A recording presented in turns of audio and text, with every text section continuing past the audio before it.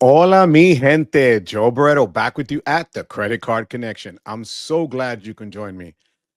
$1,200 for one round trip ticket from New Jersey, Newark, New Jersey to Portland, Oregon.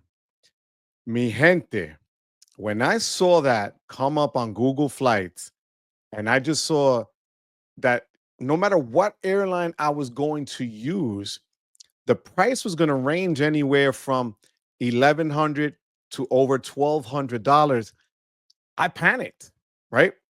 So today I'm going to go over with you how the new points boost feature from the Chase Sapphire Reserve will change for me the way I plan my future travel, my flight bookings, and so on, because I was pleasantly surprised when I looked at the program and I saw the value that it can offer. By the end of the video, you're going to be able to see that by doing what I did, you're going to also be able to travel for free, mi gente. If that sounds good to you, do me a favor, hit that like and subscribe. Check out the referral links below. I have new merch on my website.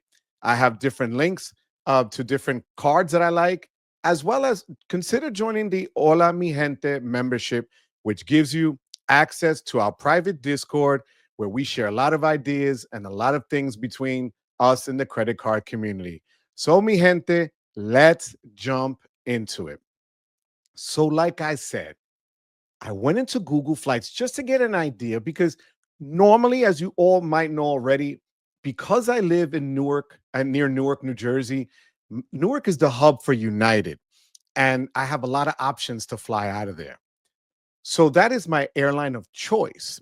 And I have multiple cards with United in order to make travel easier out of that airport, especially that Newark is a disaster as of late. But I've also recently opened up a Delta card and I've never flown Delta. And I wanted to see if I can give that a chance, as well as I have miles now with Alaska Airlines, which lets me transfer things to American Airlines. So I use Google Flights to get an idea.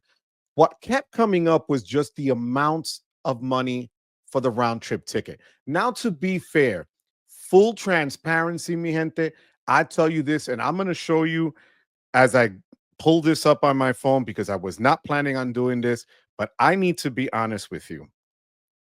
My ticket was for a round trip first class fare. So, first class or business class, whichever was available. Okay. Now, why that? It's an almost 5.5 hour trip each way, right? Then, when you factor in coming back, the 3 hour time difference is a lot, right? So for me, because of physical ailments, and I'm going to share with you, those are my legs. That's all metal in my legs. Okay. So I need to pay for the leg room. And to be honest with you, sometimes even premium economy in United doesn't cut it. So this was for a first class flight. So normally what I do is if I know I'm going to fly United, because I decided then, you know what, let me just stick with what I know. It's easier to get to Newark. Let me fly United. I will put all my spend on the United Club card that I have. Now, I told you I have this card because of my loyalty to United. I get premier access, so I get to really bypass the lines at the airport. It takes me straight to TSA checkpoint. I get to use unlimited lounge access for me and somebody else that I go with. So it's a lot of perks for it. And if I carry luggage, they tag it and I get it out first whenever I land. So things of that nature. So, and the multipliers are great for flights. So I went into United and I said, all right, I'm going to go do this. So I said, all right, let me see if cash price. Cash price, I believe, all in with fees was like $1,270. I said, okay, that's a lot of money. I'm not doing that. So I said, I have points, but I used a lot of my points on a trip I have scheduled for Puerto Rico in November. So I used them up. I had maybe 19,000 points in my account. And my plan was to transfer my Chase Ultimate Rewards points and move that over into my United portal because they go for one for one. Here's the problem, guys. One for one is fine. But for me to book strictly on points with United, it was going to come in at over 100,000 points for this flight. Because if you think about it, at 1 cent per point, they gave me a little bit of a discount because I have, the card, and I have a founder's card membership that gave me a little bit of a discount. So it was going to come in at over 100,000 points, which comes out to about 1 cent per point, more or less, right? I said, damn, that's a lot of points. That's like Europe trip points. So I called my friend Lonnie from Call Me Lonnie, who is, in my opinion, the United Airlines guru, mogul, you name it, he knows it all. So I hit him up yesterday. As I go to record this, it is Thursday, July 24th. So I called him Wednesday, the 23rd, and I said, Lonnie, what should I do? So he said, remind me what cards you have. And I said, I had the Chase Sapphire Reserve. So he said, Joe, go into the Chase portal. Now, if you guys look at my other videos, I always tell you I don't use portals.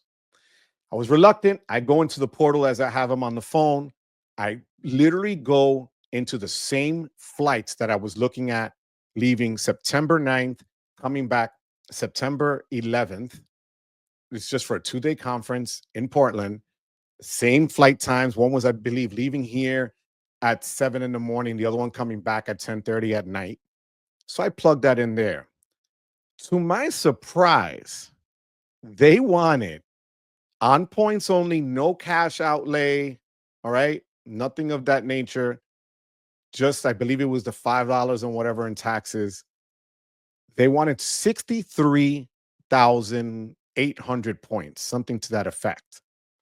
And I said, wow, I just saved a gang of points.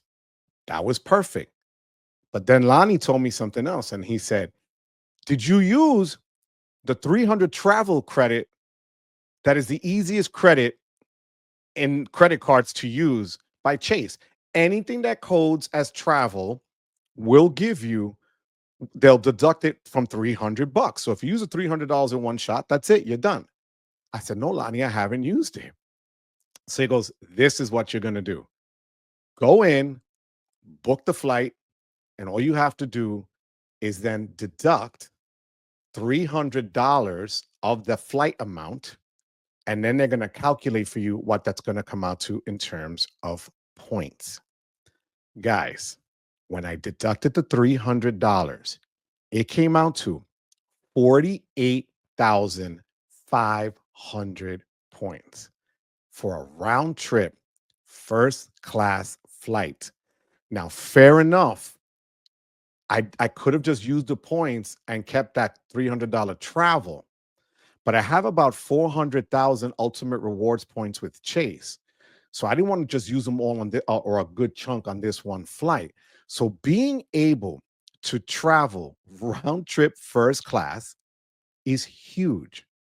I was able to kind of stack the $300 that will come off as a statement credit that normally I get charged to as a cash because I charge the balance to my reserve card. Okay. So everything, I still have the old school reserve because the new one kicks in for me because I'm still under the grandfather $550 a year. That kicks in October 26th. So I still have the old school one. But still, even if you have the new version, the points boost is in effect. Now, the points boost is just this: you are guaranteed, if you have the reserve, up to 2 times or 2 points cents per point for every point that you're going to use. That's huge because for us in this game, we look at anything baseline 1 cent per point. A decent return is 1.5. Now, 2 times is huge. So this just goes to show you, had I not, had I not used the $300 credit, it would have only still been 63,000 points. Okay. Way less than me transferring from Chase to United, which is normally what I do. Now, here's what you need to do. If you have the preferred, you'll get a points boost, but it's going to be less in the portal. Okay. But I would tell you to do this, especially for hotels that deal with Chase, and I looked at Hyatt and Marriott hotels because they have co-branded cards, and IHG. That's three. So if you look up before you even go into those other portals, you're going to be able to put in that information with Chase, because guess what, guys? You still get the loyalty points assigned. All I had to do was add my United loyalty number. I also added my TSA pre-check number. It pre-populated. I saved it. When I hit send and confirmed, I then went and opened up the United app, and right there it showed that I had both my flights round trip leaving on the 9th, coming back on the 11th. All I had to do at that time, because I selected first class, was then pick the seat in the United app. I was already guaranteed the seat. I just needed to pick it. So I did pick the seats. Now, I'm going to show you, I'm going to pull it up, and I'll also put it up on the screen when I do the overlays on editing, but just so that you guys have an idea of what I'm looking at. Um, this is what, when I told you I had about 20,000 miles or so, 19,000 something with United. This is what they were telling me that I needed. I did not have, I needed an additional 90,768 miles. So even the additional they're telling me here was more than 30,000 points than what I was already, Chase was offering me with their points boost. So I'm going to admit something to you that I never thought I was going to admit to, guys. Going through the portal, not terrible. Actually, pretty damn good and easy to use. The other thing is this: everybody was losing their mind about paying $795 for the Chase Sapphire Reserve and really just saying it's a blown up coupon book and so on. But I can tell you now, if it's going to give me that sort of value going forward on getting hotels and airlines, I'm going to tell you right now, it's worth a look. And even the preferred, if you don't want to spend the 795 and use the preferred and still go through the portal, you still are going to be able to get a good deal without the hoops and without making the calls like I did. Now, mind you, I do this for a living and I still called for help. So going forward, check out the portals, compare them points wise, flight for flight.